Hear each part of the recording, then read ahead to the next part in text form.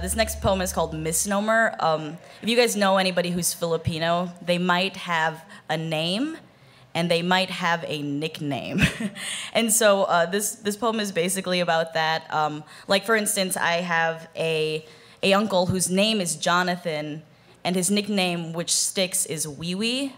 And so this is basically about the absurdity of that. Misnomer.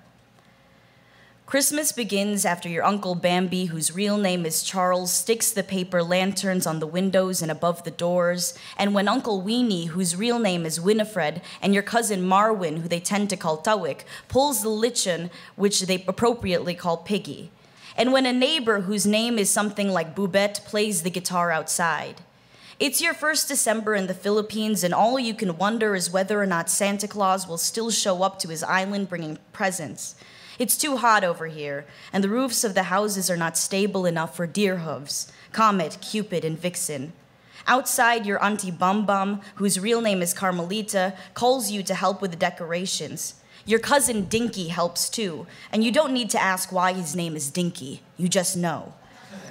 You help hang colorful ribbons from one house to the next, and your cousin Genevieve, who they call Ging, tickles you from behind. You ask Ging if Santa comes to the Philippines. She says she doesn't know who that is or what that means and walks away.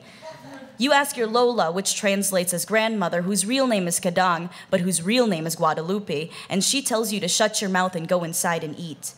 You see a man that looks like Santa and your mind flickers and you wonder why his skin is brown and why everyone keeps calling him Ping Ping, and you realize it's your cousin Ping Ping, whose real name is Peter, and you scream and everyone laughs. And it's late now, nearly 10 p.m., and you wonder what Christmas is like in America, and you wonder what America was called before it was America and Christmas before it was Christmas. And though it is warm, it begins to rain, and the sound resembles tiny hooves on their tin canopies.